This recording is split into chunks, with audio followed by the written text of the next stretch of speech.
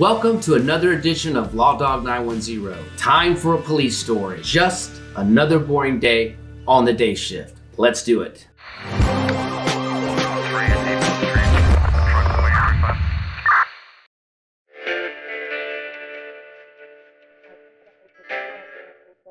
In the late 1990s, I was hired as a brand new deputy with the Jacksonville Sheriff's Office, also known as JSO, located in Jacksonville, Florida.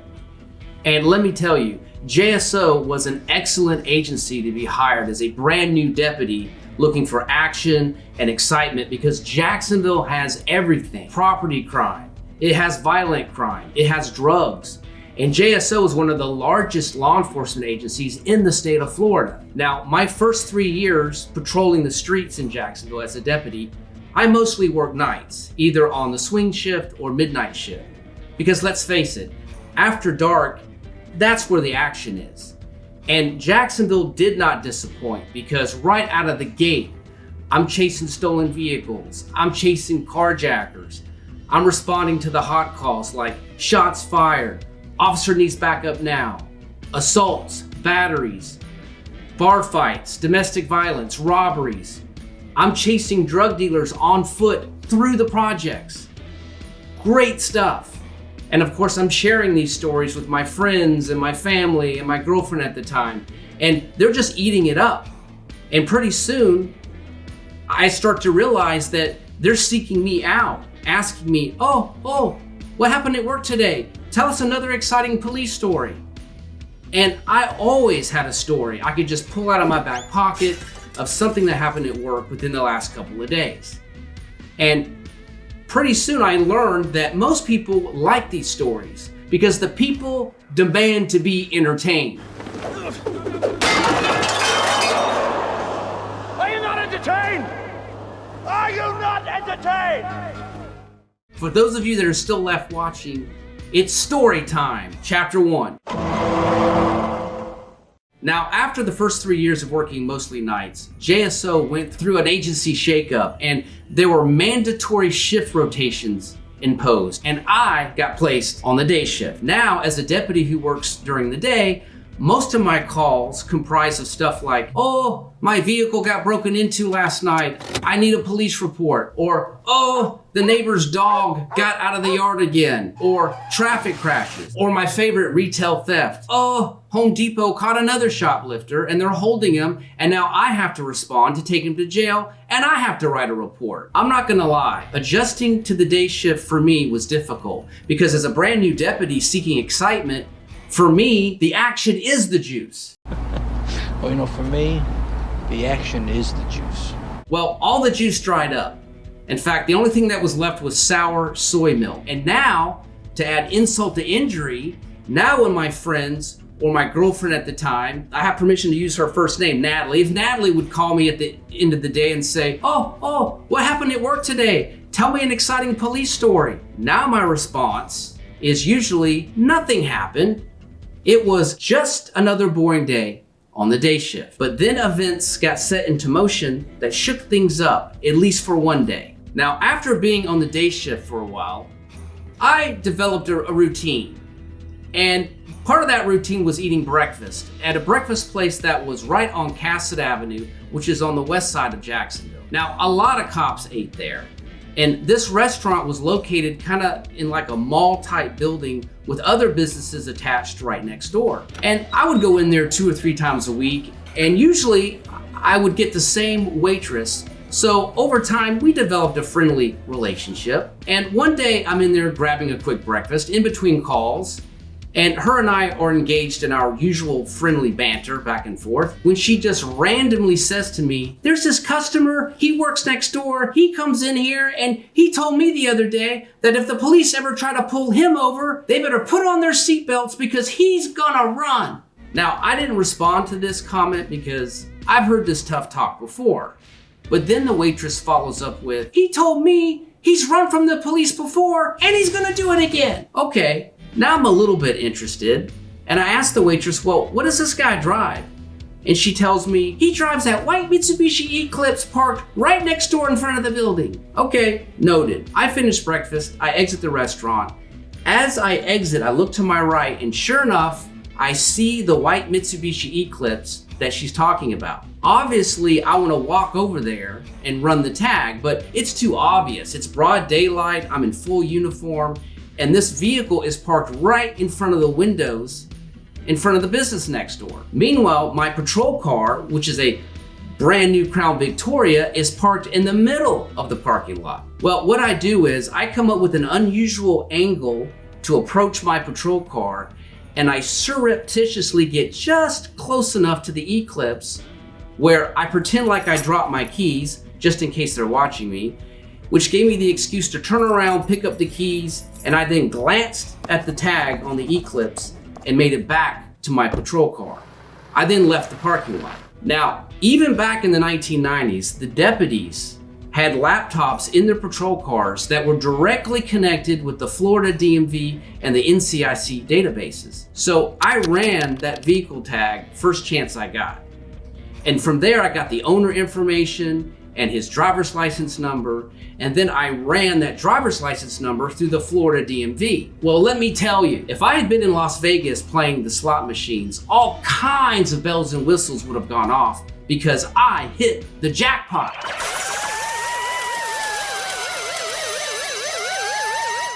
Because what came back was 5 or 6 pages of suspensions, and the computer told me that this driver or individual had been deemed a habitual traffic violator, which meant if he got caught driving in the state of Florida, it was a felony. Oh, and just like the waitress said, I looked up his criminal history, and sure enough, he had a prior arrest for running from the police. This guy couldn't legally ride a skateboard on the city streets of Jacksonville.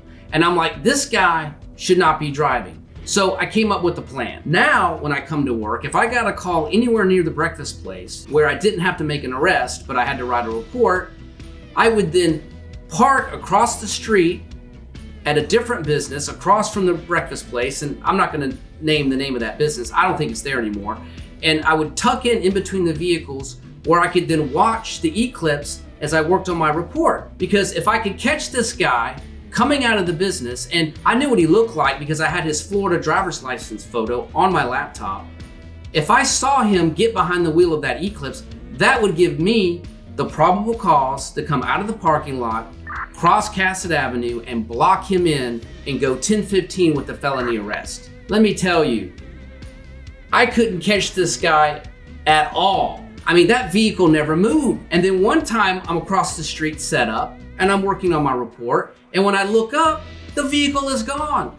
This guy managed to come out, get into the vehicle, and pull out onto Cassett Avenue. And I never saw it because I had tunnel vision looking at my laptop. And I'm just like, you cannot be serious. You can't be serious, man. You cannot be serious. Well, after that, I became a little bit disenchanted. I maybe set up one more time, but I lost interest because life went on. I got busy. I had other cases I'm working on.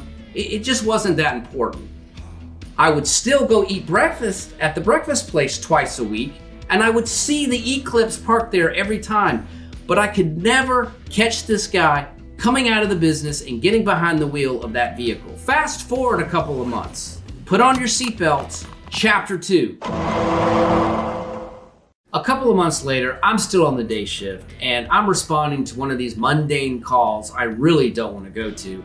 And I'm on a side street not far from the breakfast place.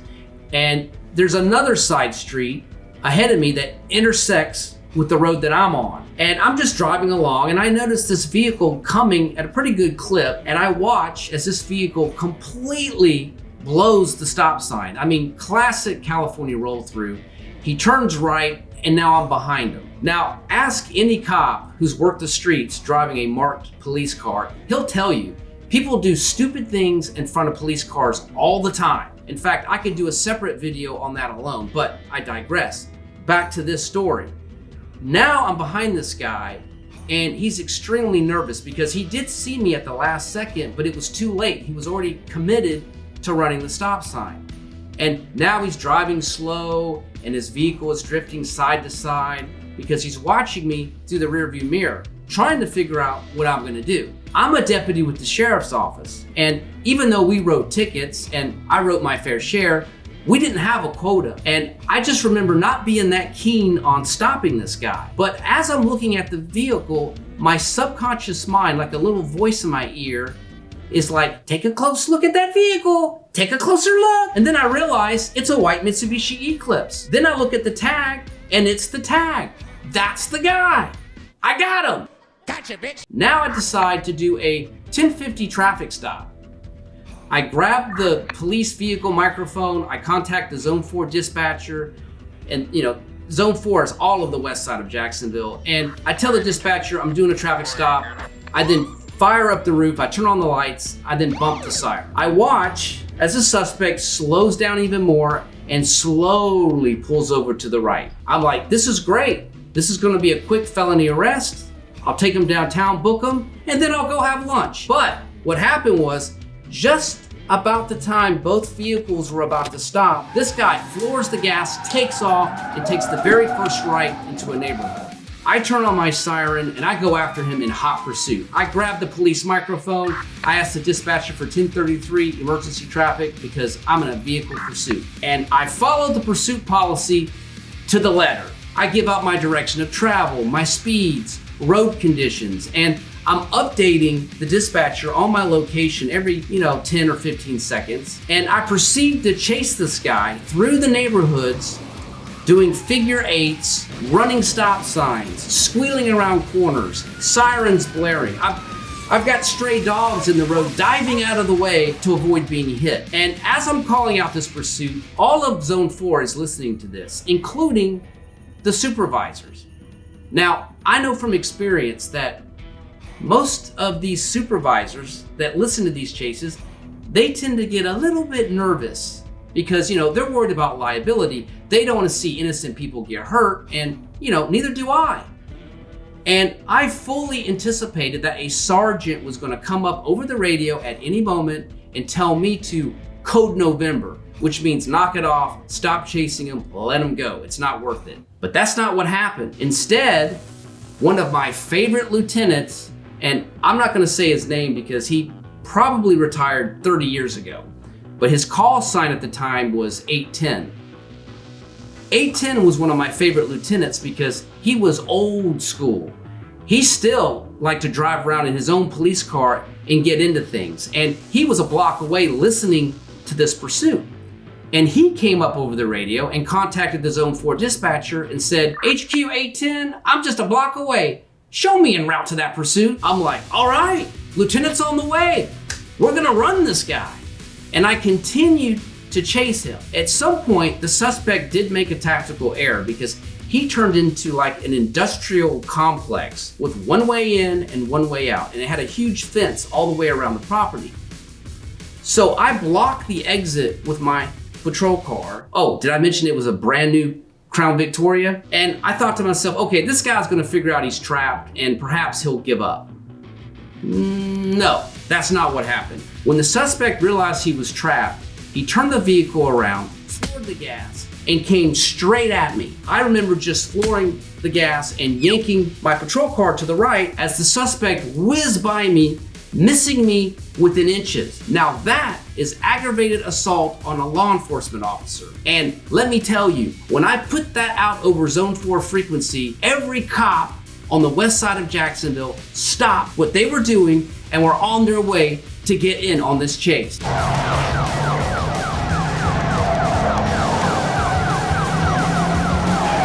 And I continued to chase him. Fast forward a few minutes, my lieutenant is behind me. He's caught up.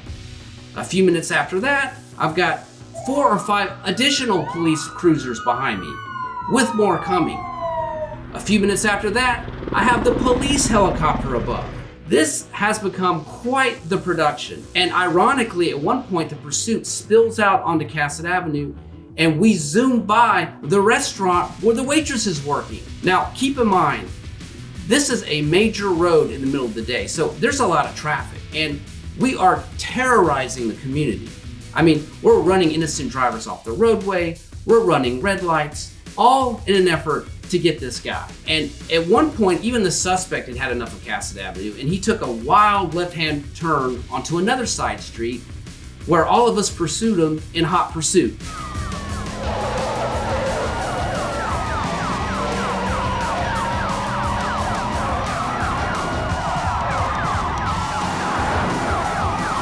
Now things have hit the boiling point because things have just become too dangerous, and my Lieutenant 810, he's had enough.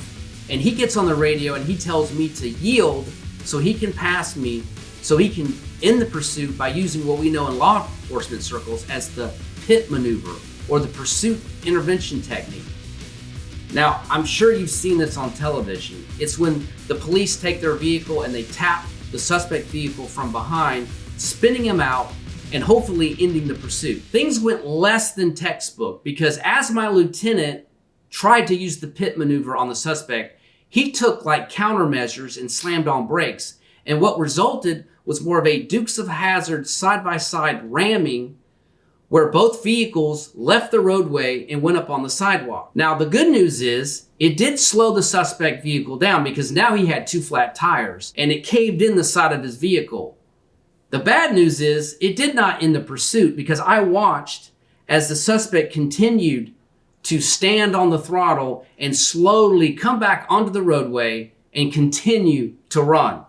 And once again, I'm behind him. Well, my lieutenant wasn't very happy. And at this point, I got on the radio and I asked my lieutenant, permission to take him out. And my lieutenant is like, yes, end this pursuit, end it. And that's what I do. When the suspect went to make his next right-hand turn, myself and the deputy behind me in his own vehicle, we both rammed the suspect vehicle at about 25 miles an hour, knocking his vehicle through and over a U.S. Postal Service mailbox and into a palm tree. The suspect's vehicle at this point is disabled. I bail out of my patrol car and run around to the front of the suspect vehicle, and I pull out my department service weapon, which was a Glock, and I've got a beam on the suspect right to the windshield. And I give him verbal commands. Let me see your hands! Get out of the vehicle! Do it now! Slowly! Well, the suspect did get out of the vehicle, and then he ran. Now, this was unbelievable to me because there's no way this suspect had a chance of outrunning me. Because at this point, I'm in my late 20s, but he still gives it a shot. He takes off, he's running through the parking lot, and like a heat-seeking missile, I'm right on his tail. And I just remember as he's running, he keeps looking over his left shoulder, and he's watching as I'm getting closer and closer and closer. And just about before I'm about to go hands-on with this guy, he does this violent turnaround with a high elbow in an effort to strike me. Now, my training kicks in and I block this strike and I bring him to the ground where the melee begins. There's yelling, there's striking. I mean, this guy is fighting me. And just as I get him handcuffed, the other deputies, including my lieutenant, come running up. I just remember standing up and I noticed there was a complete audience watching this because apparently the pursuit ended right next to a construction site and they heard us and saw us coming from a mile away and they all filed out along the side of the road to watch the show. The only thing they were missing was the popcorn. I also noticed blood. Some of the blood was the suspect's, but some of the blood was mine because during the melee, I managed to cut my left thumb down to the tendon on some loose Coke bottle glass that was in the parking lot. Now, to sum this pursuit up, when it was over, we had 3 wrecked police cars, the suspect vehicle was totaled, we took out a U.S. Postal Service mailbox, we damaged a palm tree, the suspect went to the ER, handcuffed to a gurney, facing a long litany of charges, which included felonies, misdemeanors, and traffic charges, and I had to go to urgent care where I got like 15 stitches in my left thumb. I still have a scar. But the good news is, at the end of that day, when my friends or my girlfriend called me and said, oh, tell us an exciting story. What happened at work today? I finally was able to say, it wasn't just another boring day on the day shift. Now, I could end the story right there and you would be entertained enough. But there's more. Chapter 3. Now, after the day of the big pursuit, I took some time off of work because I had a jacked up thumb. And I came back to work maybe a week or a week and a half later. And I heard through the grapevine that my lieutenant got excoriated and scolded by the chief, who thought that that pursuit was allowed to go on way too long and resulted in way too much damage to city property. But anyway, I'm back at work And eventually I make it back to the breakfast place. Now, this is the first time I've been back there since the pursuit, and it's the first time that I've seen the waitress. Well, I walk in and she sees me and she just lights up and says, "Oh my God, I saw that crazy police chase and you were chasing the guy from next door." And I'm like, "Yeah, and I was the guy right behind him." Then she says, "I can't believe he's out on bond. He's coming to work and he's driving again." Excuse me? The waitress then proceeds to tell me this guy is out on bond and he's been driving himself to work. Now, I almost don't believe her. I'm incredulous at this point. But she says, "Oh yeah, he's driving," and she points out a nondescript SUV in the parking lot. I lost my appetite. I think I skipped breakfast and I left the restaurant, and again, I came up with that ruse where I got just close enough to the SUV where I was able to spot the tag, get to my patrol car. Oh, and by the way, I'm driving a pool police car at this point because my brand new Crown Vic is in the shop. But anyway, first chance I get, I run the tag on that SUV. And I can tell, he doesn't own that SUV, but I do ascertain one of his relatives owns that vehicle. So her story has credibility. This guy is actually out on bond and driving again. Well, I set up the whole cat and mouse game again, and I start setting up across the street trying to catch this guy driving. This time, Lady Luck was on my side because I think it was the second time I set up. I clearly see this guy come out of the business, get in that SUV, and pull out onto Cassett Avenue. I then drop my patrol car into drive, and I come out of the parking lot hot, fast, and loose. And I just remembered there was a gaggle of traffic on Cassett that slowed my exit down, and I had to drive really aggressive and really fast to catch this guy just as he was getting up on I-10 westbound. Well, I come flying up behind him, and I'm gonna do a traffic stop. So I grab the vehicle police radio mic and I call in another 1050. But this time when I talk to the dispatcher, I say, "Look, this is the guy I chased 2 weeks ago that resulted in damage to 3 police cars. Send me a backup. Send me a backup right now." Now, when I put that out over the radio, all of the West Side is listening, including my lieutenant 810, who was at work that day. Well, when he heard me say that over the radio, he immediately called me and said, "You can pull him over, but if he runs, let him go. Don't chase him. You can go get a warrant for him down at the state attorney's office." Now, as a supervisor, he made the right call because there's no reason to chase this guy again and put, property and lives at risk when I know who he is, I know where he works. I can just go get a felony warrant down at the state attorney's office. But I still want to try to stop him. So I turn on the overheads, I bump the siren, and I can't believe it, this guy actually pulls over. He gets out of the vehicle, he faces my patrol vehicle, I then get out, he immediately recognizes me, and I just remember he was like, "Oh my God, I can't believe this is happening again." I run up there, I spin him around, I handcuff him, I bring him back to my patrol car, and I put him in the back seat. Now, I want to have a conversation with this guy, so I read him his Miranda warnings right off the card per policy. And I want this guy to relax, so I remember I let him smoke a cigarette in the back seat of the patrol car. I had the door open and his legs were hanging out, and it worked. He relaxed, and he waived his Miranda warnings, and we had a complete conversation. And I asked the guy, "What are you doing driving again?" And he proceeded to tell me that he had a family, he had bills, and that he had to come to work. Now remember, this is back in the 1990s, before Uber. Then I asked him, "Well, why did you stop this time? What was different? Because the last time I tried to stop you, you ran like a bat out of hell." His response is forever emblazoned on my psyche. He responded, quote, "I stopped because the last time I ran, you guys tried to kill me," end of quote. Well, I took him downtown and I booked him on another felony for driving. But this time, I followed the case very closely, and I found out the next judge gave him no bond, so he sat in jail.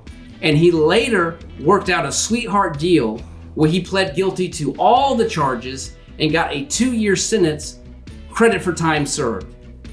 And that's the entire story. Special shout out to 2 deputies who were on my squad at the time, Larry and Laddie. They helped clean up that mess I made the day of the pursuit, and they helped clean up a lot of other messes I got myself into. A couple of great cops, they're now retired. Thanks, guys. That being said, telling these stories is making a lot of my retired cop friends very nervous. If you liked the video, smash the like button. I hope you at least found this video entertaining. And with that, this is LawDog910, and I'm out. Until next time.